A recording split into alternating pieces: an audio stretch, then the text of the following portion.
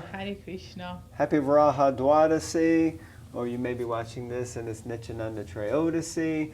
Yeah. We are here at Matchless Gifts, just ready to read some Bhagavatam. And we're going to do just a short one today because we have some service both today and tomorrow. So we just wanted to make sure that we get our reading in. So where are we?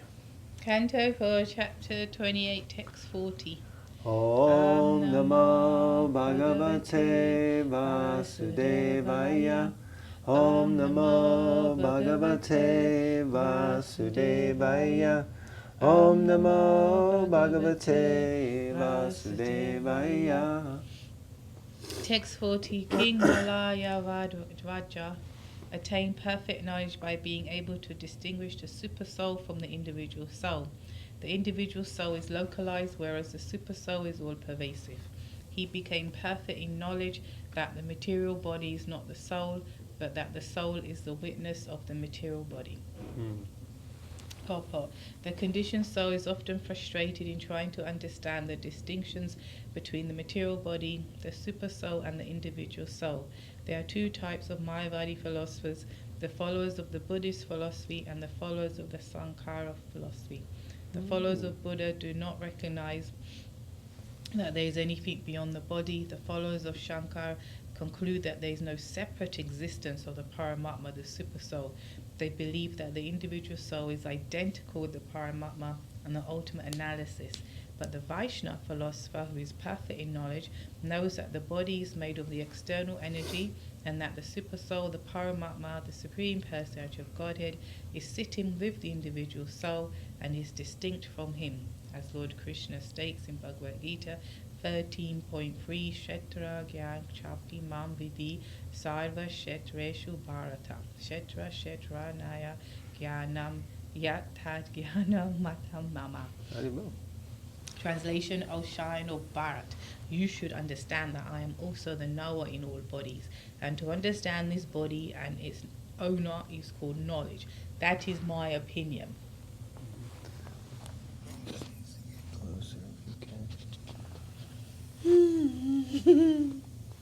Alright, so yeah, frustration.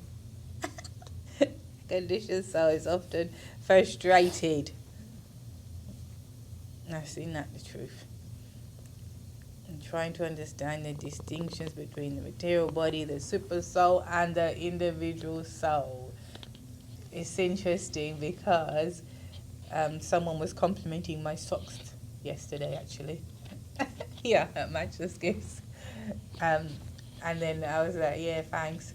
I said they're a product of my midlife crisis. And I don't think she knew what to say, but anyway. And I was thinking, yeah, every time, like, we're reading regularly, from the time you start reading Prabhupada's books, you hear, you're not your body, you're not your body, you're not the body. And I was thinking that every time that slips, because it's not like I'm thinking 24/7, whatever, not even 7 minutes, then the frustration, if I took that point, comes in because I don't make distinction between the material body. I don't think I'm the super soul, but between the material body and the individual soul. And when you slip into, clearly this is me, oh, then look what I look like, oh, I feel like this, oh, like that, oh, like that. And then that's from the frustration comes in. And then when you remember, when you start to read and immerse yourself and hear and chant, that we feel peaceful, you know, and you remember I'm supposed to serve and I'm serving of Krishna. Anyway, that's what stood out for me. Wow, what a realization. I was blown away, I guess because yesterday in the morning class, Vinu Madhuri mentioned that the Buddhists also follow Mayavad philosophy. And I was thinking, no, they don't. It's a different philosophy altogether. And I think even in our reading yesterday, I mentioned that. And here Prabhupada says that basically there are two types of Mayavad. One is the Buddhist Mayavad, and the other is the Shankara philosophy. And somehow I was really under the impression that the Mayavadis were specifically the followers of Shankaracharya who accept that Krishna's body, when he appears in this world, is Maya, is illusion. Of course, you could say that the Buddhists they don't accept that there's anything beyond the body, as Prabhupada is saying here. So they would also consider that that body is illusion. So I guess that is Mayavad in one sense. But somehow I'm feeling like, wow, this is the first time I'm kind of hearing that Buddhism is Mayavad as well. I always understood it was impersonalism, but not Mayavad. Okay. And the last paragraph of this verse. The body is taken to be the field, and the individual soul is taken to be the worker in that field. Yet there is another, who is known as the Supersoul, who along with the individual soul simply witnesses. The individual soul works and enjoys the fruits of the body, whereas the Supersoul simply witnesses the activities of the individual soul, but does not enjoy the fruits of those activities. The Supersoul is present in every field of activity, whereas the individual soul is present in his one localized body. King Malaya Dwaja attained this perfection of knowledge and was able to distinguish between the soul and the Supersoul, and the soul and the material body. So Prabhupada kind of purporting Bhagavad Gita 13.3, which Bhava Bhakti just read, and explaining that as we hear so often, but as you were kind of alluding to, we don't always, we still are conditioned by this body to think we are this body, we are the vehicle. But the Super Soul is there, we are there, and the body is there. So all three are distinct, although all of them are also one, because we're all parts and parcels of Jiva, Swarpuri, Krishna, and Nityadasa. We're all parts and parcels of the Supreme Lord. The Supreme Lord is part of the original Supreme Lord, and the material body is also the external separated material energy of the Lord. So it is all the Lord, but it's all also distinct. So that beta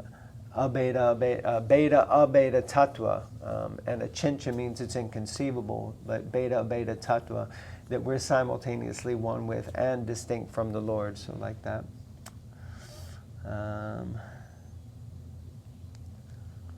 Yeah, should we read one more? We got enough time? We got time before Anu comes. Let's try. Alright, text 41. In this way, King Malaya Dwaja attained perfect knowledge because in his pure state he was directly instructed by the Supreme Personality of Godhead. By means of such enlightening transcendental knowledge, he could understand everything from all angles of vision. Purport. In this verse, the words Shakshad Bhagavatoktena Guruna Harina are very significant. The Supreme Personality of Godhead speaks directly to the individual soul when the devotee has completely purified himself by rendering devotional service to the Lord. Lord Krishna confirms this also in Bhagavad Gita 10:10. Tesham Shatata Yuktanam Bhajatam Priti Purvakam Dadami Buddhi Yogam Tam Yena Mam Upayanti Te. Translation. I think someone's coming. To those who are constantly devoted and worship me with love, I give the understanding by which they can come to me. Someone's coming in to match the gifts now, so I might have to stop. Okay, so anyway, somehow stopped it. I thought I used the pause button, but it didn't pause properly. You did pause it and I then did you pause stopped it. Okay. So hopefully Bhava Bhakti has put that back together. So we'll just read where are we up to? You have to read your paragraph. Last paragraph. The body is taken to be... No, didn't I read this? Oh, Krishna, Krishna. The Lord is the Super Oh, there Soul. it is. The Lord is the Super Soul, seated in everyone's heart, and He acts as the Chaitya Guru, the spiritual master within. However, He gives direct instructions only to the advanced pure devotees. In the beginning, when a devotee is serious and sincere, the Lord gives him directions from within to approach a bona fide spiritual master. When one is trained by the spiritual master according to the regulative principles of devotional service and is situated on the platform of spontaneous attachment for the Lord, Raga Bhakti, The Lord also gives instructions from within. Tesham sadata yuktanam bhajatam pratipurvakam dadami buddhi yogam tam. This distinct advantage is obtained by a liberated soul. Having attained this stage, King Malayadwaja was directly in touch with the Supreme Lord and was receiving instructions from him directly. So this is a very big topic here about the Chaitya Guru. The spiritual master is considered an external manifestation of the Super Soul, also known as the Chaitya Guru. And so here we see Prabhupada is very importantly denoting that he gives direct instructions only to those who are very advanced. So the understanding is that the personification or the personal manifestation of the Supreme Lord is there in order to teach and guide us on the path of bhakti, which is the reason why we're required to have a living guru.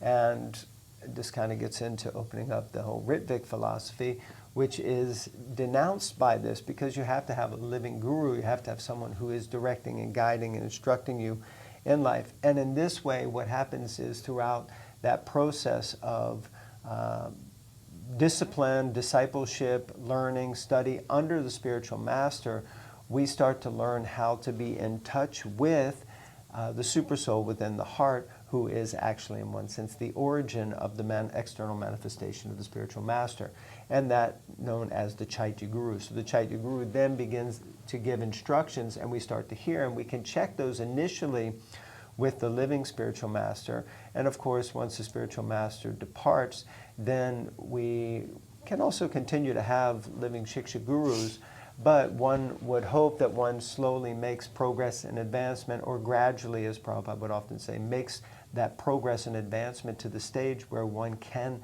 understand and hear from the Chaitya Guru, from the Lord directly within.